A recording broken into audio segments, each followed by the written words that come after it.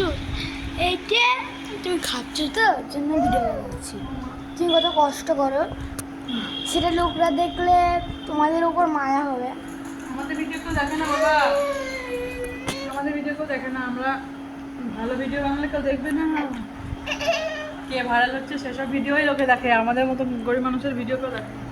হ্যাঁ তো আমরা সেলিব্রিটি না, আমরা গরিব মানুষ, আবার ভাড়া বাড়ি বাস করি, একা হাতে ছেড়ে মানুষ করছে, এই জন্য আমাদের ভিডিও কেউ দেখে না।